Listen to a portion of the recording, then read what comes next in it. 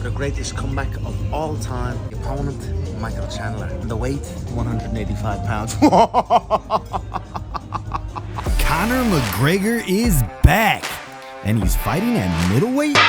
Wait a second, did we hear that right? Or is he just playing one of his pre-fight mind games with Michael Chandler? If I told you what weight it's gonna be, 185. You wanna do 185, I'll do 185. You'll do what you're told. I'm gonna pin you. This is my game. To be honest, it does seem like he's quite serious, or at least that's what his Twitter post suggests. But seriously, what's with the Dr. Evil laugh, Conor? Are we in a movie or some TV series?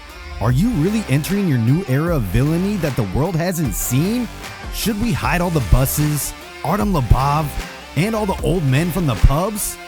See, here's the thing. Regardless of what the man says, fighting at the middleweight division is something that doesn't make any sense. Not in terms of ranking, not in terms of title contention, nothing, nada, zero.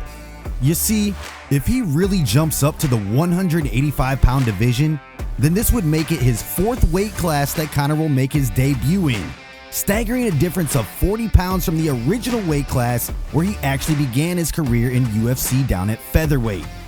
A win here won't matter much for Chandler either. He won't get another crack at the lightweight gold, it won't further his chances, but he would gain a lot of money, and that's pretty much all there is to it. From the recent trends, USA DA exit has opened doorways for Conor to show off his humongous new physique. Him moving back into the trenches with the boys at 155 pounds seems out of the question at this time, which would mean one thing only. No red panty night for you, sir. A dream that we might never live to see. If we really look at it, and all that the man might be trying to do in the middleweight division, it might just make sense. Only, and only if Sean Strickland can get a win over Dricus du Plessis, this could set the stage for a mammoth showdown between the American Psycho and the notorious Conor McGregor. Just imagine a presser between these two. The personal attacks, the lunacy, the outside of the stage brawls. Bottles will go flying and curse words will take over the sport like never before. Sean will definitely dig deeper in his research and even bring Conor's whole family into the fight game because he is also a master of trash talking. And finally, after a long absence of nearly 5 years from the title picture, Conor will get his crack at the UFC gold. Surely Conor being the champ at the middleweight might bring Israel Adesanya back into the game as well. We know, this is a long distance dream. One that can only take shape if UFC decides to award him an undeserved title shot. UFC is all too familiar with gifting an undeserved title shot to a cash cow though, and this isn't something that UFC will ever shy away from if there's money to be made. Do you guys remember Daniel Cormier's crowning moment at UFC 226 against Stipe? And how conveniently UFC shoved Brock Lesnar into the fray? Well, Brock's insertion into the title picture was way worse than what they did to DC that night. But sad for all three parties, that massive title fight never played out as Brock simply can't pass a drug test to save his life. However, this time, the whole script has been flipped on its head. Surprise, surprise, USA DA ain't coming back. Of course, Conor has some hurdles that he needs to overcome before he can make his supposed greatest comeback of all time. But more on that comeback story later. Right now, we want to focus on the steroid allegation factor and how the whole MMA community is convinced that there's foul play at work.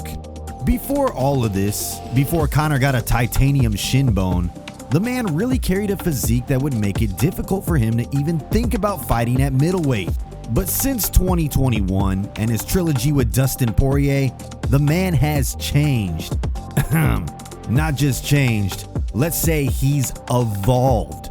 His jawline is different, his physique has become way bulkier than it ever has been, and from the looks of all the images, Conor is now packing some serious muscles, something that we haven't seen from him like ever. Will any of these size changes add more power to his punches? I guess we'll get to see those answers on June 28th. No one has ever done what? Apparently, an injury of the nature that Conor actually suffered has not only ended, but destroyed careers. And he isn't the only man who has suffered the brunt of a broken shin in MMA. Brazil's legendary champion Anderson "Spider" Silva became the first victim of this injury against Chris Weidman at UFC 162. Coincidentally, years later, Weidman also became a victim of the same tragedy against Uriah Hall.